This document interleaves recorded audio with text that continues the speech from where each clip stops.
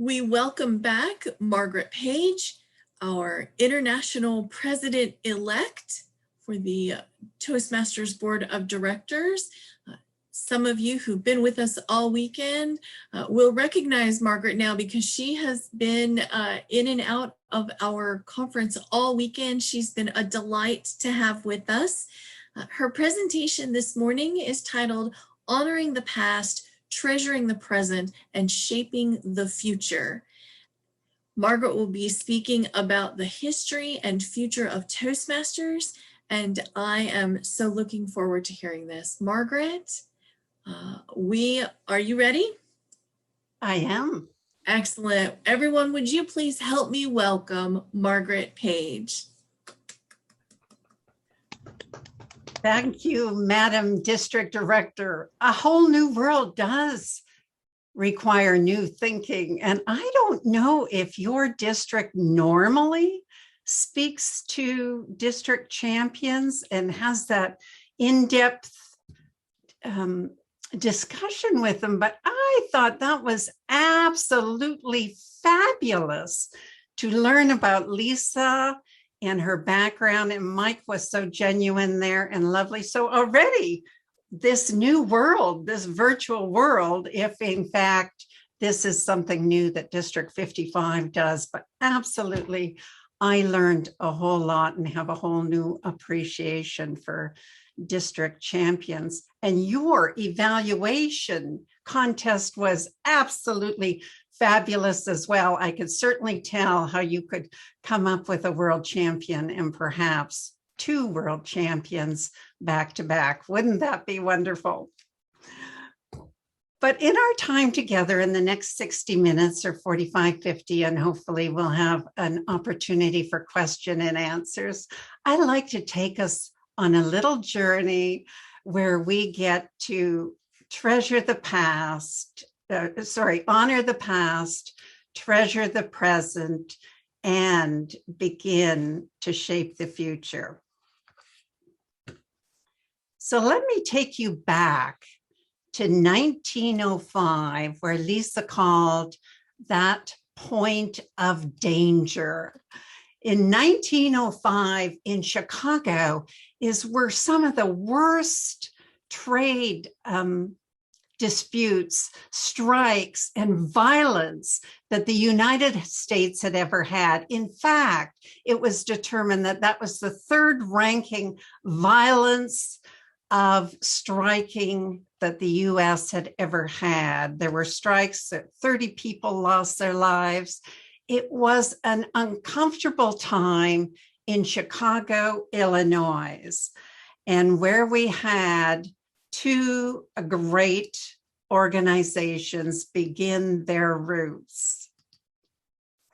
First of all, of course, Rotary. Paul Harris was 46 years old and brought together 3 other business people, and they rotated around between the 4 business people.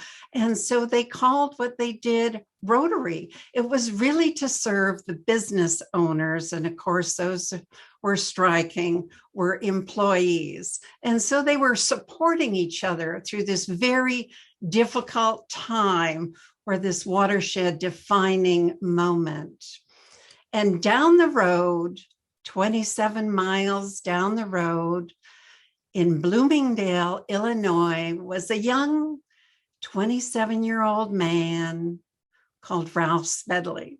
Now, they had already attempted to create a Toastmaster club there for older people, and Ralph decided he was going to create a Toastmasters club for young men, Now, the word Toastmaster was already described in a dictionary from 1759. Toastmaster meant someone that delivered a toast at an event, or someone that introduced the person that gave the toast. Both of those were meaning for Toastmasters. And so Ralph began that club for young men in Bloomingdale, Illinois. But when he was successful and got transferred to Freeport, Down the road, that club no longer existed. But this last March in 2021, a plaque was put on the outside of that building where the first Toastmaster club was created. Of course, it didn't continue on, but the plaque to commemorate that now stands on that building in Bloomingdale, Illinois. Well, when Ralph went on to Freeport, that club existed. However, when he got transferred next to San Jose, California, that club failed. And when he got up and running in San Jose, California, that club had 75 people. And yet, when Ralph got sent to Santa Ana, California, that club failed. So over a 19-year period, Ralph created 4 different clubs every chance he could after he had developed what he needed to do at the YMCA, and then could go on to his heart and his passion, which was about public speaking. And of course, failure is not the opposite of success. It's a part of success. And so while Rotary zoomed on from 1905 and are what they are today, it took us a little bit longer to get off the ground. But finally, he had the magic formula. And in Santa Ana on October 22nd, 1924, Toastmasters was officially born, and here we are today, so vastly different from then. But I like to think of us as being forged from tenacity. 19 years, he did not give up on his dream. Imagine, had he given up at some point, we would not be here today celebrating who we are and our world champions and everything else about our opportunities to help people develop communication and leadership skills. Now, I'd like to share with you that Ralph was actually shunned quite a bit and not thought of highly by academics at the time. Academics thought that that's not the way that people learned in a club environment. People learn from having someone stand at the front of the room and teach them. Of course, we know that is not true, but imagine the challenges that Ralph had to overcome when so many learned people were saying, no, that's not how you do it. No, that's not how you do it. And he had failure after failure. Whenever he left, it couldn't survive without his management and leadership. It must have been very difficult to persevere and continue on. And we are so thankful that he did, to create our model, which is, of course, self-paced learning and peer mentoring. Now, Ralph thought that our 2 success factors, or our 2 cornerstones of success, were evaluations and mentoring. And he would say, look to those 2 things when you have clubs that are unsuccessful. Look to those 2 things to support them. Eventually, Ralph did get the title of doctor because he became a scholar of oration, rhetoric, public speaking, and he was very renowned for his knowledge and information on that. And he was given the honorary title of doctor, and that's how we have Dr. Ralph Smedley today.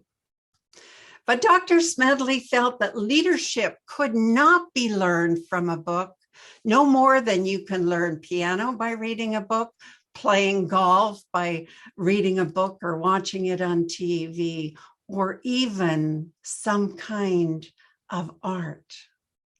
We need to feel it emotionally and be actually able to do it in order to learn it. And of course, that is our model today of experiential learning.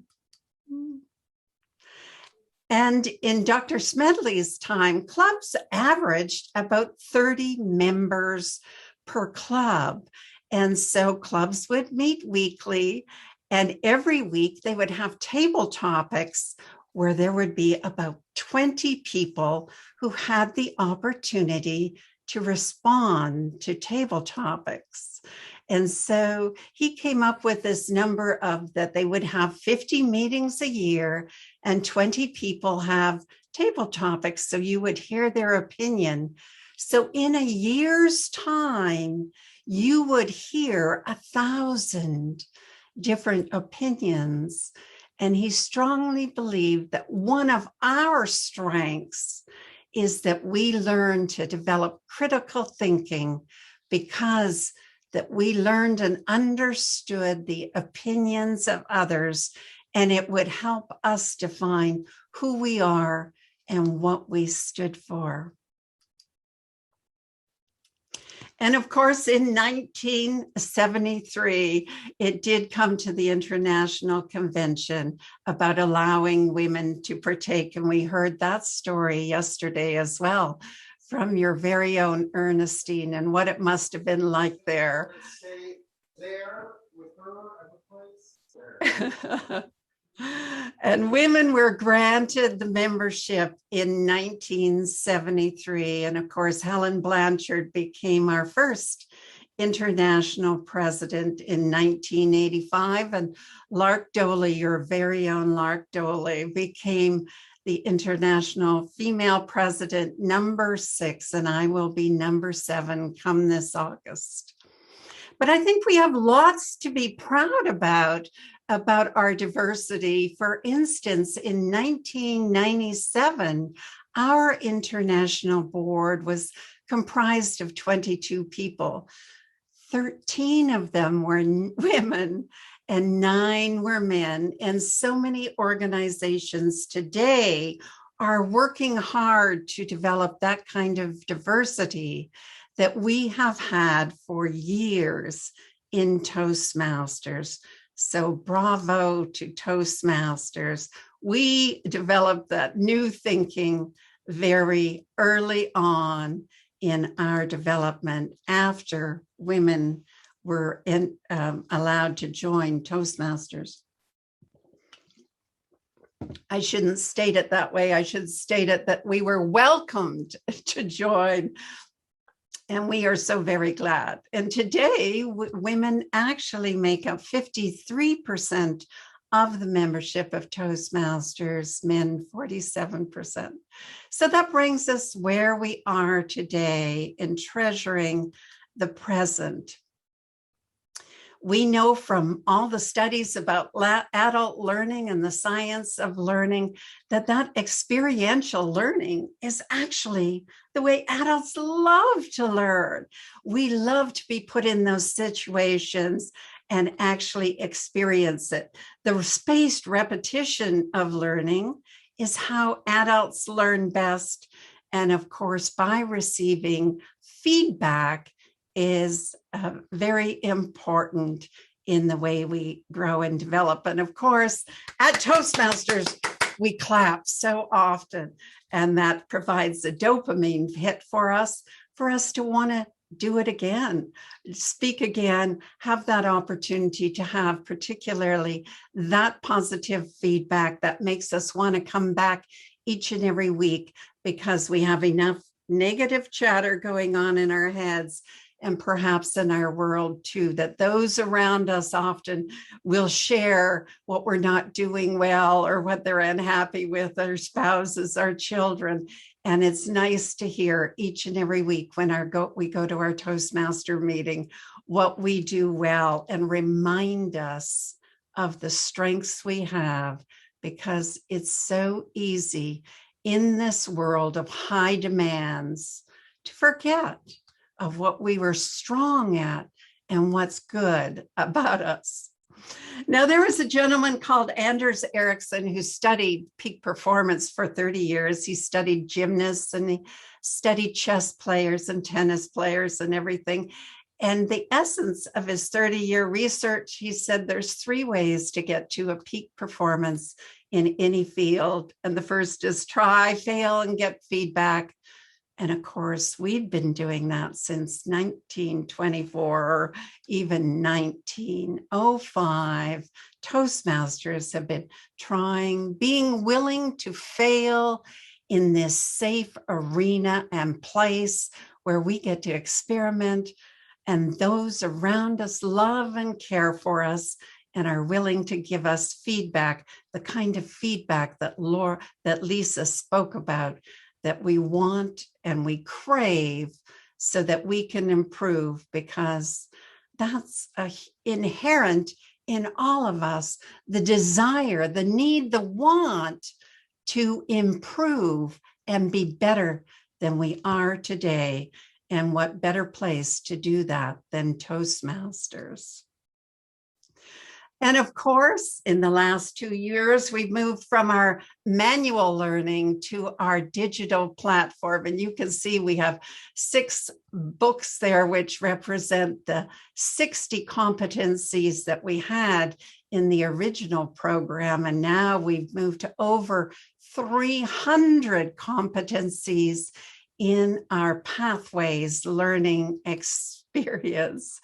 And so, of course, that's our digital platform now, where we have that opportunity to grow and learn and train. There's that portion that we do on our own digitally. And thank goodness that we've had this during the pandemic, when mail wasn't going out to many countries, and that we had that opportunity at the hours that we felt comfortable to learn on our digital platform, and then come back into our club and share. And today we have our 4 core values of integrity, respect, service, and excellence. And we've seen so much excellence in our time here together this afternoon. I like to think of our 4 core values as a standard we set for ourselves. And that when we bump up against other people who have different communication skills than us, or different communication styles, or different leadership styles, that we use our core values to ask ourselves how we could be more in integrity, how we can be more respectful, how we could serve those other people better and more effectively, and how we can set a higher standard of excellence for ourselves. Now, that doesn't mean perfect. Perfection is a whole different thing, which is not a great standard, because those people that really crave perfection, they're often unwilling to try and attempt things, because if they can't be perfect, they don't want to do it. We set a standard of excellence, which means we always know there's a little bit more to try and give, but it also means that we're comfortable in our own skin where we are today. We don't beat each other up about that. We're happy where we are, and yet we know there's room to grow. And so I like to think of the core values as that standard we set for ourselves, not a tool to measure others, but a tool that we use for ourselves to say how we can raise the bar on who we are and who we want to become. And who do we serve today? We serve parents, family members, employers, employees, and of course, community members everywhere.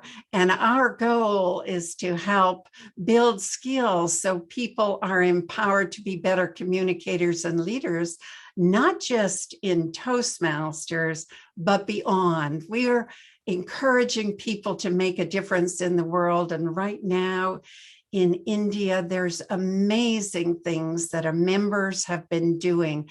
They've come together in small teams outside of their Toastmasters club, but pooled together through Toastmasters, and they're finding people respirators. They're finding hospital spaces for them.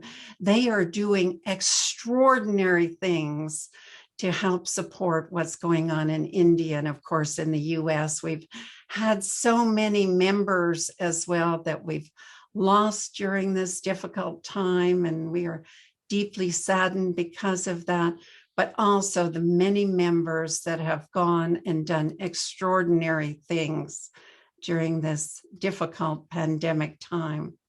And today we help people build skills in one-on-one communication, managing and leading meetings, public speaking, presenting keynotes, and of course, in the virtual environment and the hybrid environment. We now have essentially 3 models. We have the on-site that we've had for a number of years, virtual that we have also had for a number of years, but now we have exploded just like that in this short period of time, which perhaps may have taken us a decade. Had we had that strategy to move to a more virtual, it may have taken us a decade, and what members have done in that short period of time. And we also have our hybrid model of the mixture of those two. But of course, we've been struck with this pandemic. And I recall last year, March 17th, on our Golden Lady's birthday, leaving the board meeting in Denver, Colorado, having felt really good that we made some important decisions to keep our members safe around the world. And I had been mentoring someone in China, so I had already understood some of the depth of that was going on there, but it wasn't until we left Denver that really the full force of what was happening had hit me. The night before we were to leave, we were indicated that we all had to eat together in one restaurant in the hotel, and that our breakfast, we couldn't eat it in the restaurant as we had been having breakfast together that entire week. We were told we could come down and get some food. And so that morning I came down and I received 2 eggs in a cardboard box with a slice of bread, no knife and no fork. I went up into my room, and when the shuttle driver came for me, he took his Lysol wipes and wiped off the handles of my suitcase and helped me into the car with gloves and Lysol wipes. I got to the airport and thought I'd better just go to the gate and stay at the gate. And I did that until my flight left. Now, the flight from Denver to Vancouver is just a small plane, 2 seats on either side. But the woman on the aisle across from me asked the flight attendant for a blanket, and she put the blanket on and she took the blanket off and she put it on again. And I thought, oh my, I don't know if she's sick. When someone further back in the plane coughed, all our heads moved around like whiplash, worried that someone on board the plane might have COVID.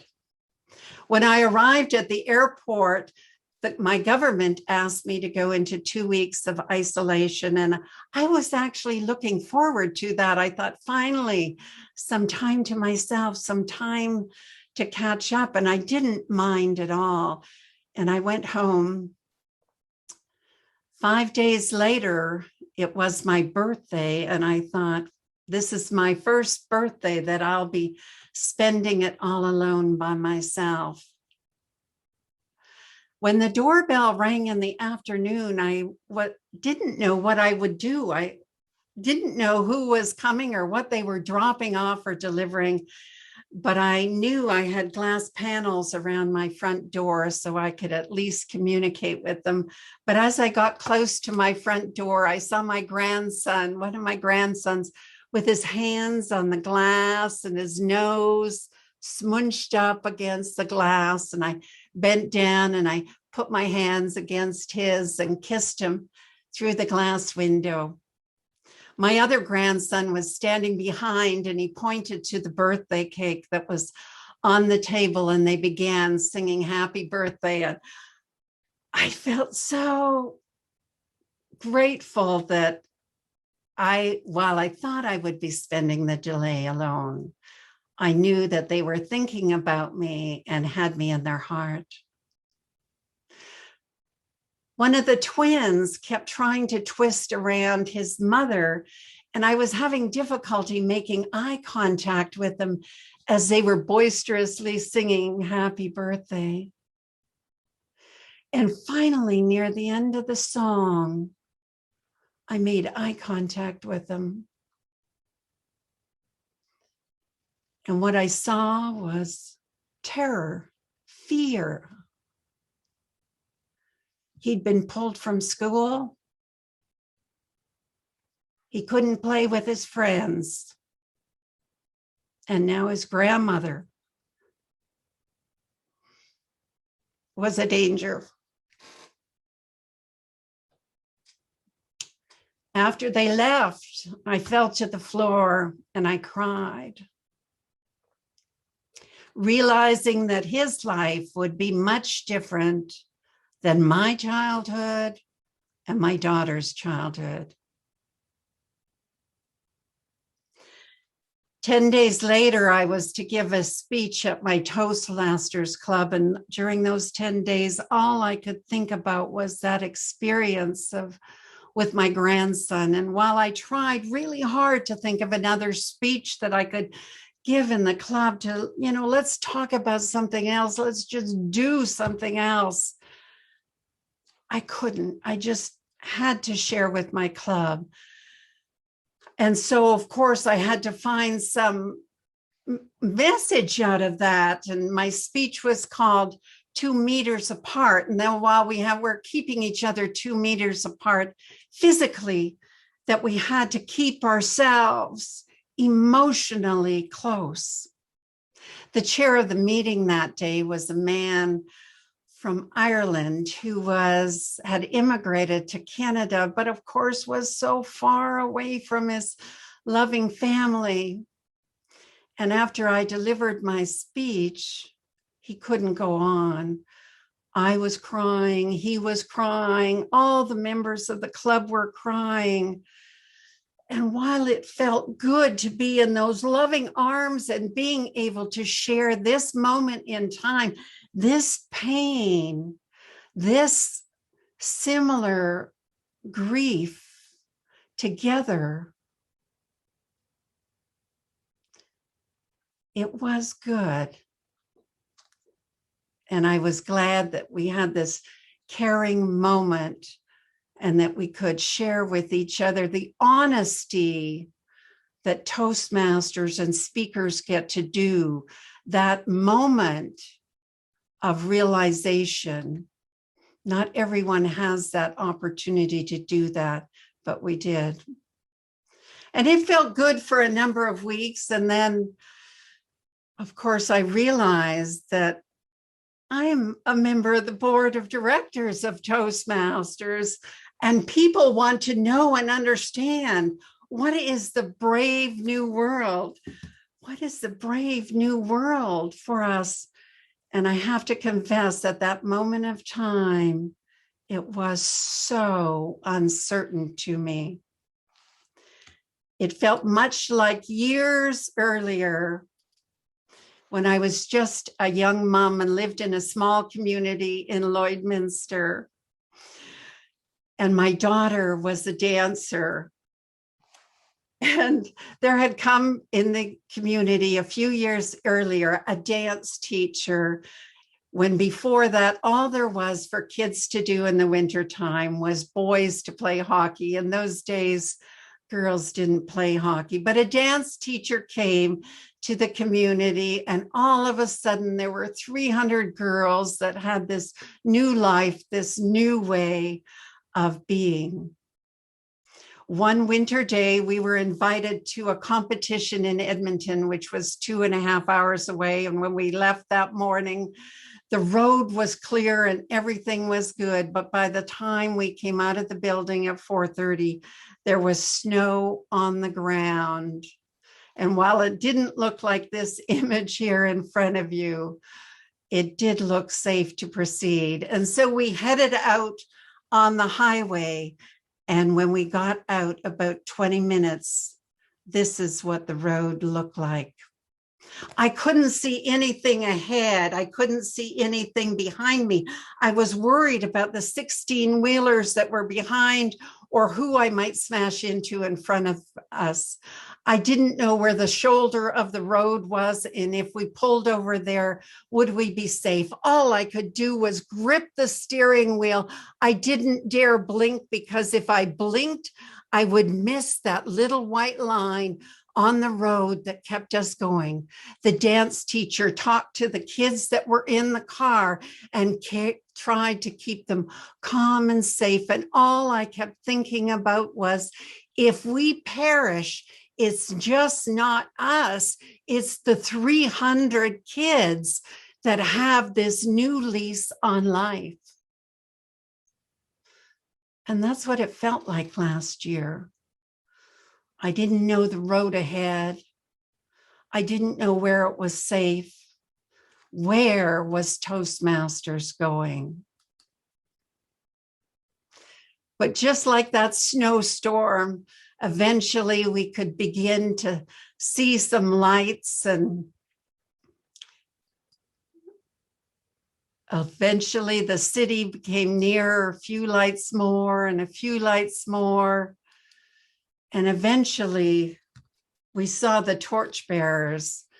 And that's what it was like last year, as we began to watch the torchbearers around the world of Toastmasters who left their clubs and started visiting other clubs around the world and sharing information about what they do in their club and bringing back information to their club about what they do.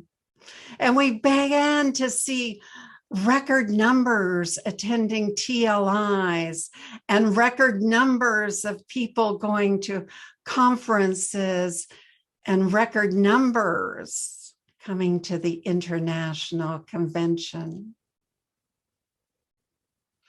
And of course, we have that amazing experience when Mike Carr became the international world champion that spoke to an audience of nearly 60,000 people, when previous world champions had spoken to audiences of 2,000 people.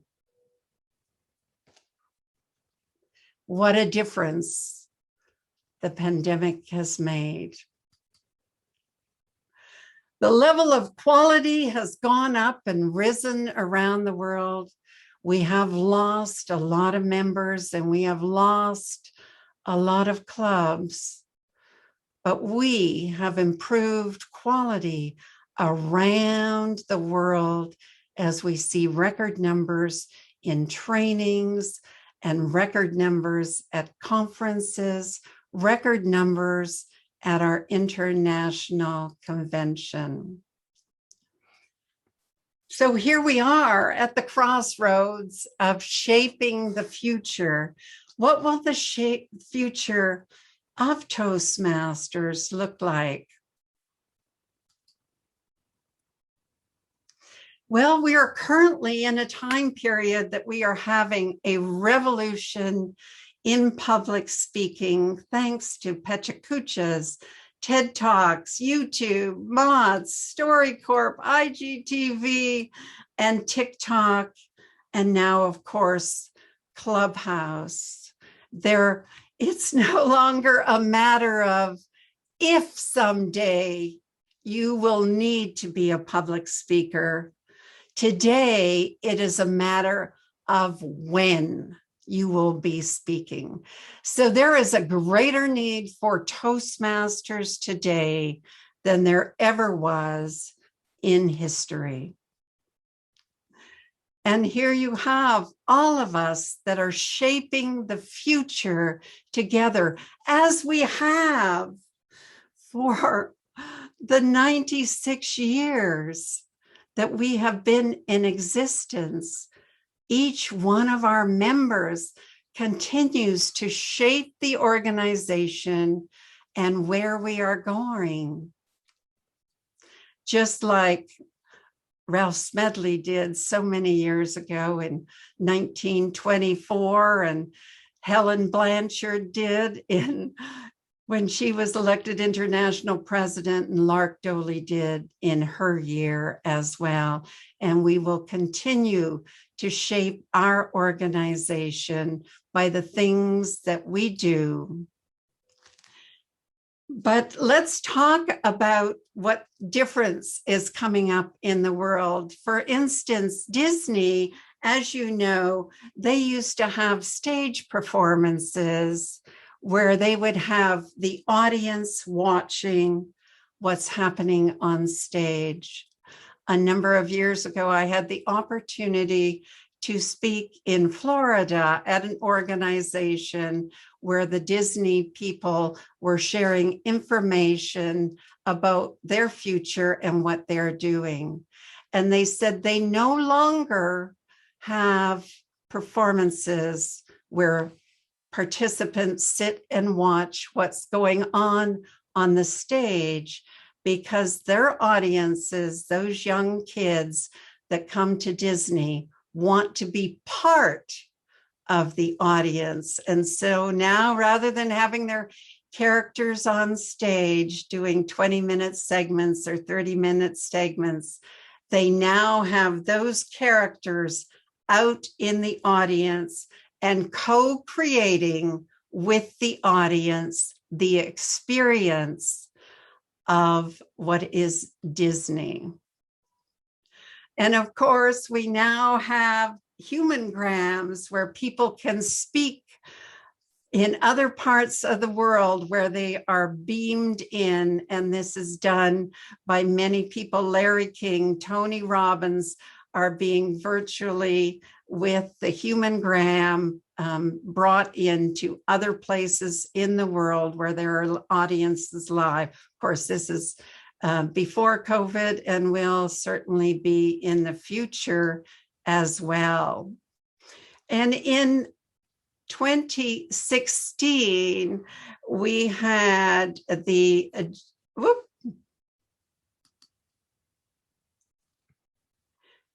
in 2016, the gentleman that created Facebook not only was speaking at a live event, but he went in and checked on how his cats were doing at home and how his wife was, right there live in front of the stage, to show how we can participate in so many other ways that we had in the past. And one of the largest ever audiences was when a group performed in this last year, that they actually went into a virtual game and they performed their band live to an audience of 12.5 young people. So there are very different ways of approaching audiences that will be in our future, of shaping the way that we interact with audiences.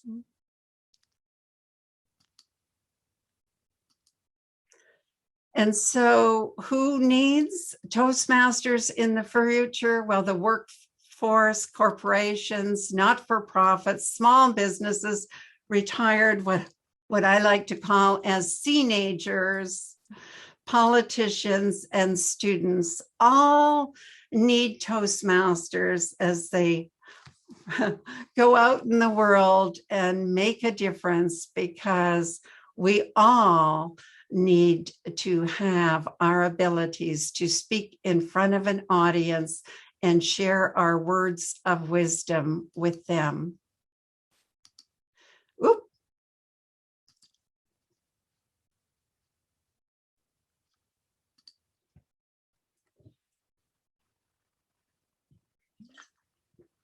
So perhaps in our audiences in the future, as we're shaping the future, we may do more three-dimensional things, but whatever we were doing, you can guarantee that storytelling will be a part of that. And people like Lisa and Mike and so many of the members here today will need what we have at Toastmasters, because we do make a difference. So we are the right product at the right time. And I strongly believe our best is yet to come.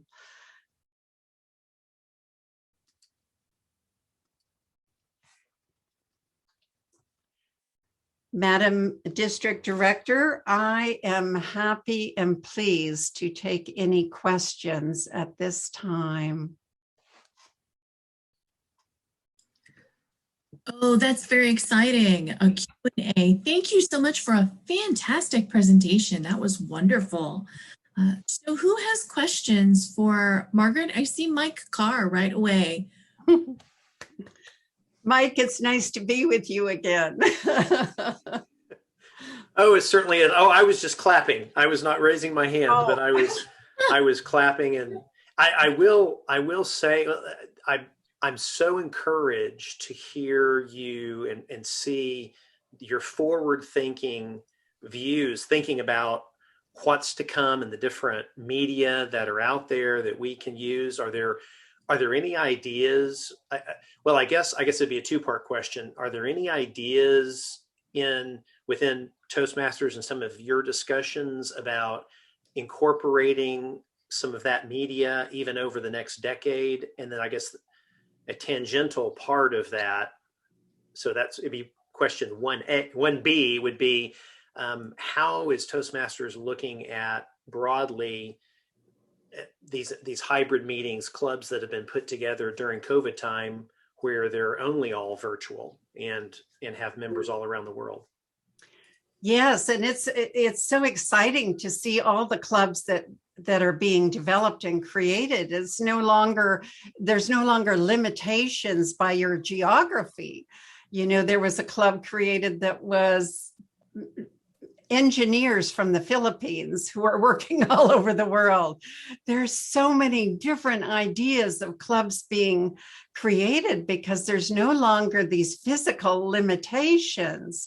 We definitely have lost a lot of clubs and a lot of members for various reasons and we're lost a lot through COVID of that they're perishing, and we deeply, deeply feel for those families and those members and everything. But we have also the limitations, the barriers that we had in the past have been removed. Now you can create a club for whatever flavor, whatever your interest is. There's a club that you can create, and you're no longer limited by who's in your geographic area. So that's very exciting. But you'll notice at World Headquarters, we've been doing some very different things as well. We've been bringing forums in and having people speak. We had a forum on cultural intelligence, and we've been, of course, working with Rotary as well. That's been very exciting to bring the Toastmaster program to them, or we've developed a program for them, which the original group that we had created it for was to be for Rotaractors, but there's more Rotarians that are participating in it. So it's been very exciting to see. But many limitations have been removed from us because of the geographic barriers.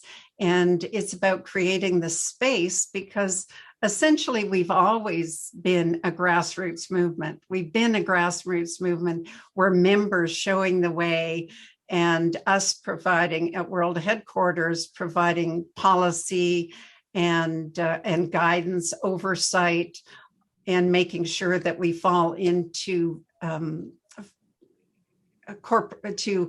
country's guidelines about not-for-profits and making sure that we adhere to the laws and everything so we can continue to do what we do well.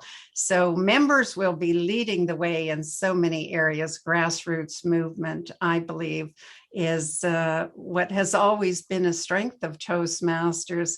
And our job is to remove the barriers and help support the way people want to continue to grow in the world. And I think it's so exciting of having so many limitations, but we do have, my recommendation would be, if you're going hybrid, you do have to have good equipment. And so as we begin to go back to meeting on site together, for those of you that had members join virtually, now it's about creating good quality equipment so that they will continue to stay and have that quality experience, because around the world, quality has definitely gone up. Our numbers have become smaller and contracted, but the quality has improved around the world thanks to the commitment of the members, and perhaps that time where they were spent driving before or doing other things, now they're investing in their clubs and the connection. I see other hands up. Yes, I have Jessica Frazier next. Jessica? Thank you, Melody, and thank you, Margaret. That was a fabulous presentation, just beautiful, kind of understanding what's come before, but looking forward. Thank you so much for sharing that. I do have a question around, the vision, I guess, that HQ and yourself have around transition. Obviously going from, meeting, as we always have kind of in person, to what we needed to do for COVID. It was like, okay, we know what we need to do. It's going to be tough. We have to do it in a short time. We have to just kind of get it done. I feel like we're facing a very different kind of transition this Toastmaster year, where to the point of your presentation, there are a lot of options, and clubs may have a difficult time kind of identifying, okay, if you ask people in March of last year, they probably would have said, well, of course we're going to go back to in-person when this is done. Why wouldn't we? Whereas now, having the experience and understanding from experience what's possible, some clubs are like, well, maybe there's other options. So I'm just interested to kind of get your perspective on, what the strategy is around guiding this kind of transition, helping clubs and districts to be able to make the kind of decisions they want to make, and transition in a smooth way that's respectful to leadership and members, and kind of manages the risk around potentially losing members by not doing that transition as well as it could be done. I know that's a long question, but I'm going to have one more little follow-up in addition to that. Is there going to be a clarification in the language on hybrid versus combination, like doing hybrid meetings as in a combination of in-person and remote, versus doing a combination of wholly in-person meetings and wholly remote meetings? Interested in your feedback. Thank you, Margaret. Yeah, thank you for that question. That's a great question. Of course, hybrid is permitted, and in-person and on-site, of course, are permitted. So we actually have three models, where before we had one, and when COVID struck, I think there were 22 virtual clubs. I could be wrong on the number, but virtual clubs had been permitted for a number of years, yet they had not taken off, of course, significantly in numbers, but they definitely have now. And so our guidance is really, you need to follow your country's rules and regulations. There were some countries that didn't have restrictions, and there were some countries that, so a club is a separate entity from, a district falls under Toastmaster International umbrella. And of course, membership does, but membership in a club. So clubs have had that opportunity to choose what serves their needs and what works for them. And so we continue to support what's going on in your country, listen to those rules and adhere to whatever is we want you to adhere to that. And we're giving guidance to districts, to area directors, division directors, and districts on how to move forward through this. And of course, this year we're still having a virtual international convention. So we'll have to see what the next couple months bring, but I would certainly encourage, if you are going to go to a model, and there's different clubs attempting different things, there perhaps I've heard about clubs we're going to be virtual one week and then we're going to be on site another week. And there's certain countries that have limitations. If you're going to meet in person, you can only have 20 people in the room based on this square footage. Well, we have 30 members. So how do we accommodate that? So the needs are very, very different around the world, and you need to listen to what your local politicians or your local guidance is, your health officials, and adhere to that. But we'll be here to support online clubs. We are here to support hybrid clubs that have some people in person. And then we're here to support, of course, our traditional Toastmaster club. Appreciate that feedback, Margaret. I guess, quick follow-up to that, if there could be a clarification of language at the policy level, to have different terms for sort of in-person meetings that are in-person and remote versus some meetings being in person, some being remote, I think that would be helpful to some of the communications happening at the club level. Yeah, and you'll probably see some of that languaging coming out in the future. Thank you, Margaret. Yeah. Thank you for your question, Jessica. We have some questions in the chat. Margaret, I'm going to read this one directly. Do you think that the future of Toastmasters and Pathways will move towards using more and more online technology beyond podcasts and blogging? Toastmasters can do themselves a service by developing more training for online events, using Zoom, other platforms, maybe even partnering with Zoom and others. Yes, absolutely. We will continue wherever speaking is going on. We will continue to evolve and be there in the forefront, creating the space and avenue for those opportunities. Absolutely. And the follow-up to that was, and will we see funding for districts to invest in technology that it takes to put on district events like this conference? We have worked with Zoom to get a rate, and so we have been providing that for districts, that opportunity. But I believe about 20 districts have been using another platform, and there's various other platforms out there for virtual conferences that other organizations have done outside of Zoom. And I believe Zoom themselves had a conference called Zoomtopia, where there was other opportunities to share as well.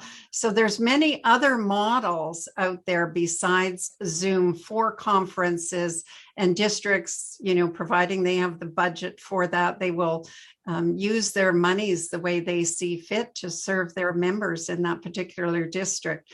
But there's lots of opportunities out there, lots of opportunities for different training platforms or different platforms. Thank you, Margaret. Kathy Moore would like to know when we'll see some new paths. That's an excellent question. We will see some new paths. I can't give you a date on that. Of course, we've been working on the infrastructure of Toastmasters, of our website and everything, because we had really bumped up against what we had the capabilities to be doing. So we've been building that out for some time now. And so hopefully in the next year or so that we will see some differences there on our platform. We've been moving everything over, but it's a big job. Nothing particularly met our needs. And so we've had to build out for the last couple of years. That was initiated, I believe, in Lark's year. And so over the next year, you'll see some exciting things. And once our infrastructure is in place, we really need the infrastructure first, and then continuing to build out pathways and new paths, different paths. So, and the best way that you can all help and participate is to send in your recommendations. And every time, when you come to the end of the path and you're asked for feedback, supply that feedback. That information is all grouped and pooled, and the board of directors gets all that information. And we do listen to all the feedback and all the comments there when we have discussions. That information comes up. And so please continue to provide that feedback through pathways so we know and understand what paths, just like the humorous path that was developed, path number 11. We started with number 10, but there's some great ideas out there. And we have a lot of wisdom around the world, and we'd like to hear the paths that you like and that would be valuable to you. Thank you for that answer, Margaret. Our next question is there a plan for new officer training material? Yes. I think there'll be new officer training this year. Yes, there are already materials out there that have been for us. Some of it's fantastic and brand new, and we're excited about that. So. Oh, good. I'm glad to hear that. Yes. And we continue to polish the original program that Toastmasters had, the traditional model. What we ended up with before we moved to Pathways was shaped over many, many years, of rough edges coming off. It's like polishing the diamond, and we'll continue to do that. So it's about providing those opportunities where you're asked for feedback, to share that feedback, and all that does come to the board of directors. And we have the insight, the wisdom from people all over the world that help us develop and craft. So you are truly a part of everything that we create. All right, we have just a couple of more minutes. Are there any other questions? Did I miss anything from the chat or anybody's hand?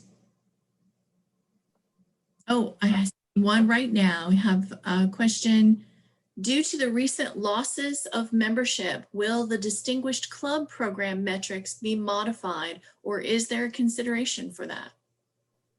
In this Toastmaster year, we did go to district trios, and we asked them to send us what they would like to work on beside the current district recognition program, and many sent that information in. But we did release in the last week or two some information on some awards that we are giving this year.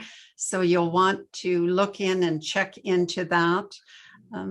But do feel comfortable that while we may not be distinguished districts this year, that quality around the world has definitely gone up. And thanks to, the high numbers attending district conferences, high numbers attending TLIs.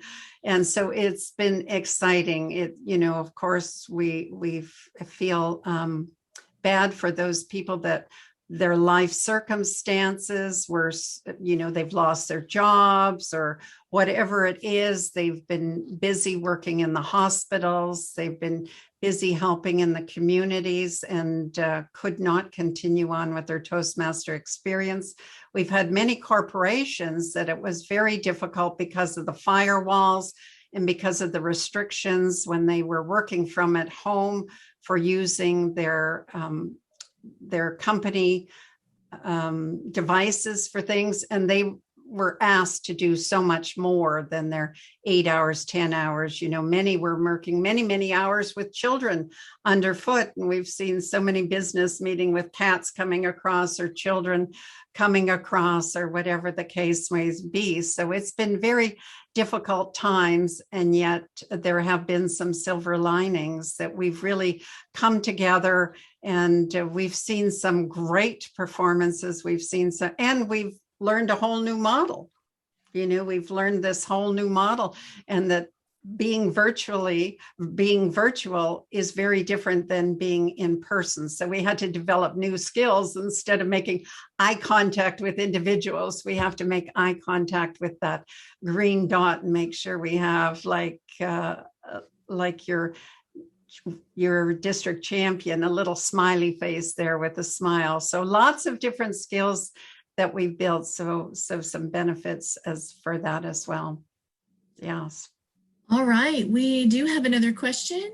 Are there plans to continue building the Toastmasters brand so that more people know about our organization? For instance, the mobile app, physical Toastmasters centers, brand expansion, and potentially televising the World Championship of Public Speaking, which I personally think is a great idea. Man, I love to watch the spelling bee. I would definitely watch online on television the World Championship of Public Speaking. I bet ESPN would snatch that up. That's a great idea. I wonder if we have a connection with ESPN or whatever. That's a brilliant idea. I will certainly bring that back to my colleagues and see what they say about that. Right here in District 55, right? Right, absolutely.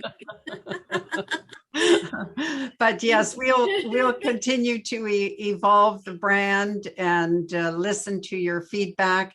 We have a great video that came out in the last 2 weeks. If you've seen the video, go ahead and put in the chat, because it was stellar. I was hoping to insert it in my presentation this morning, but I didn't get it in there. And so if you haven't seen it, I think it's the best video that we have created yet. And I think we all need to share that with our audience out there, because it's just so well done. And we'll continue to evolve and to support. When you think about it, our organization really didn't start advertising at world headquarters, except for the last few years. Before that, we were always totally word of mouth. And so that we have grown to 4 or 5 million people through those, our 96-year history, just through word of mouth, is astonishing, absolutely astonishing. And it just speaks to the value of the product that we have. And but we're in a new world now, and so there's different models, as we pointed out, about all those other models out there where we can get the message across, and we'll continue to support districts with the tools and resources to do that. Thank you, Margaret. Several people are asking if there's a link to the video. I posted it in our district Facebook group recently. I don't have the link handy, but if you're a member of our Facebook group, you can grab it from there, and maybe one of our tech wizards can snatch that and post it in our chat for us at some point. And if each of you could share that with your Facebook group, that's how those things get hundreds of thousands and hopefully millions of hits, is when we share it. And it's like a ripple in a pond. If we continue to do that, the message gets out bigger and broader. It's a fabulous little video clip, and I think it's our best work yet. It is a wonderful video. I was really excited to see it. So very proud. Yes. All right. Last call for questions for our international president-elect.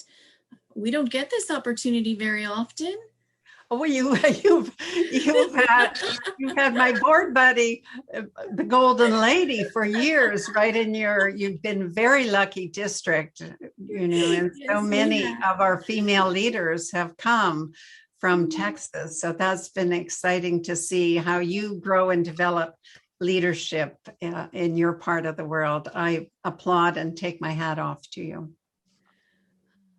We've been so blessed with fantastic leaders who are not just wonderful on their own and not just leading on their own, but really mentor each other and the next generation. You see that in our speech contests, but you also see it in our leadership path. And we're very fortunate here in District 55. No better place to be. Yeah, you know, there's always a feel in districts when you go into various districts. And I just feel that very high level of support and commitment. And, you know, it's not just raising yourself up, it's raising those up beside you. And I can feel that warmth and excitement here in District 5 and 55. And of course, the caliber of the contest, I thought, was just absolutely stellar. And so well done, District 55. You were amazing. Thank you, Margaret. We did get that link. Thank you so much from Not the Help Desk. That's Wendy. Thank you, Wendy. So that link is in the chat currently if you'd like to see that video. And not just look at the video, share the video, share the video. Share it with your Facebook groups, share it with your LinkedIn group, share it with your friends directly, people that you've talked with about Toastmasters or wanted to talk with about Toastmasters. You know, this is a great opportunity for you to just give another touch point to a prospective member. Hey, this video just came out and I thought you'd want to see it. Somebody who's visited your club but maybe hasn't come back in a few weeks. This is a great way to reach out to them again. Mm-hmm.